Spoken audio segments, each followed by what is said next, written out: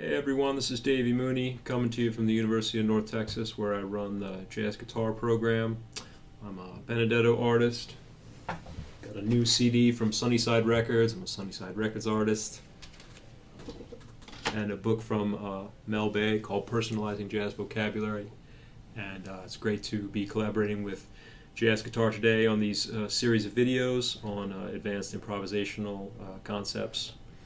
Today I'd like to talk about the tune Conception, speaking of concepts, and it's a really challenging song from the late 1940s. The authorship is somewhat disputed. I know it's published and credited to George Shearing, great pianist.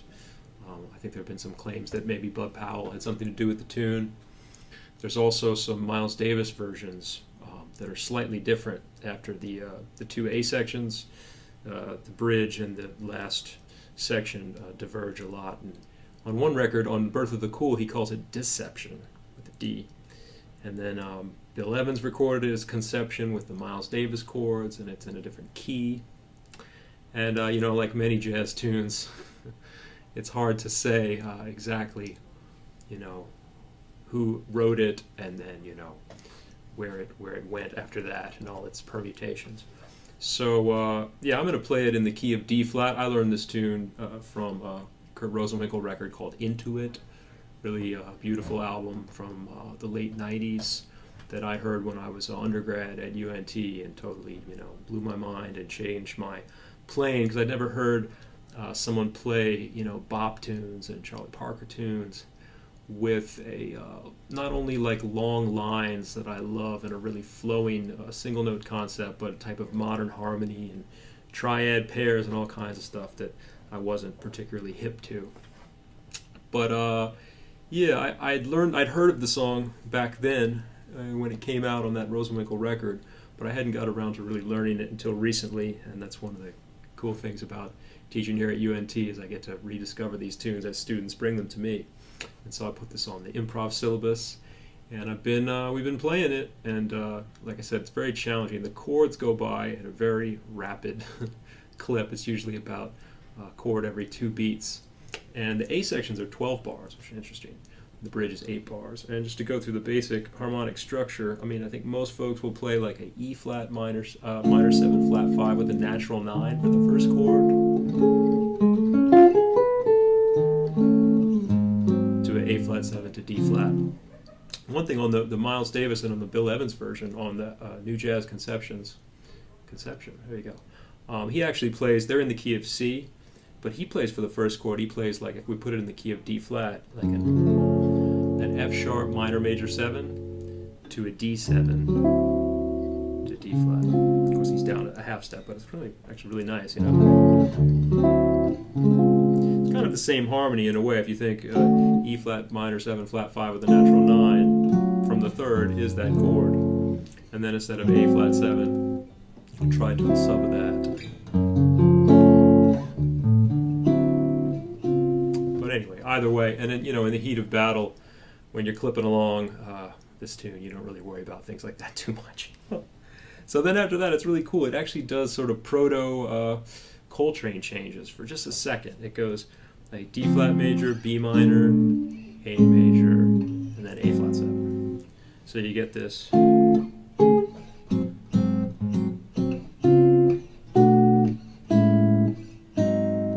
instead of going through that cycle, the train, and I wonder if this is, we're always trying to figure out where Train Got the Giant Steps changes from. There's a lot of contenders. Blue Rose, Duke Ellington. There's a Ravel piece. The name escapes me right now. And, of course, the Bridge of Heavy Memphis Jones. But let's throw Conception into the ring, too. Maybe he thought, I'll keep doing that. Anyway. And then the thing about this tune, one of the things about this tune is these endless cycles of 2 5s and 5 1s and things like that. So right when you get to, so you're on this A flat 7,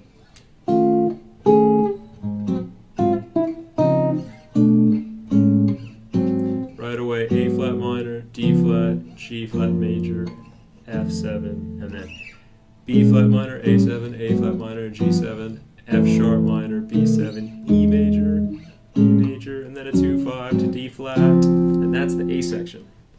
And incidentally, that cycle that starts on B flat minor, some of the earlier versions, I believe George Shearing and definitely Bud Powell, those are all dominants.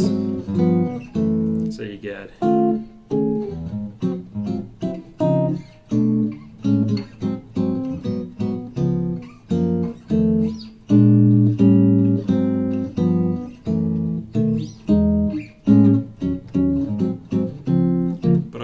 I believe the version that I learned it from. Those are minor. Every other one's a minor. It's B flat minor, A7, A flat minor, G7, F sharp minor. And like I said, in the heat of battle, man, it doesn't. It's one of those things that you don't have to worry. It goes by so fast, you don't have to worry so much about that. And I think it's okay to make it be like a normal 2-5-1 with the tritone sub. And the bridge is a little easier. The bridge goes, you do that A section twice, obviously. There's a 2-5 in the key of E. Walks up to G sharp minor, C sharp 7, and then a little cycle of chromatic 2-5, G minor, C7, F sharp minor, B7, and then a whole measure of E minor and a whole measure of A7. And then it does that A again. It's just, the challenge with a tune like this is being able to make all those chords and then also maybe at a certain point try to transcend all that harmony and maybe zoom out a bit and be able to see if you can eliminate some chords or maybe generalize a bit so it doesn't come at you so relentlessly. One thing that I try to do sometimes, going back to again that B flat on the A section, B flat minor, A7, A flat minor, G7, F sharp minor. Sometimes I'll try to go, instead of all those chords, I'll go like a bar of B flat minor and then a bar of D flat 7 in my head. So instead of, I'll think like,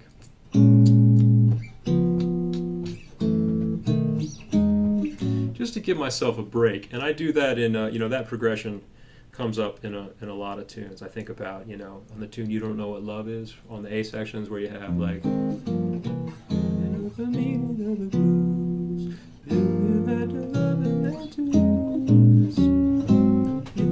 sometimes I'll go, instead of going F minor, E7, E flat minor, D7, D flat, I'll go like F minor, A flat 7, D flat.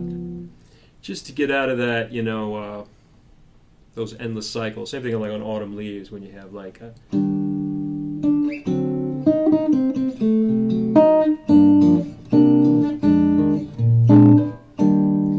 miss you most of all, my darling. So there I might go.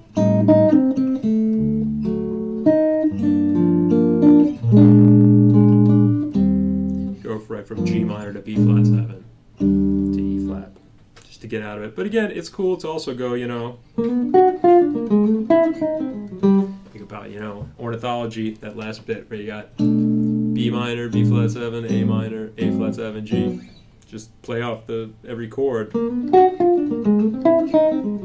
So on the one hand, I like to be able to do that, play on each chord and have a little a way to get through it, but also at times try to relax that a little bit, for musical, artistic reasons, and just I think it can break up like I said, like the relentless clip of that harmony.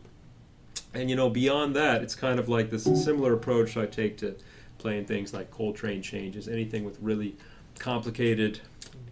Just it's not that the changes are that strange in this song. It's just there's so many of them. I look for the commonalities.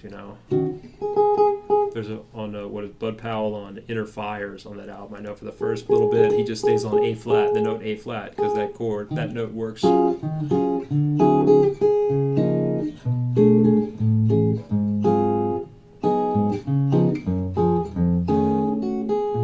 He doesn't stay on it that long, but it works, through a lot of the harmony. The tune isn't, the key areas that it goes to aren't that far away from each other. So you're pretty close to the right note most of the time. And so I try to play off that, do little, pedal points and little pivots.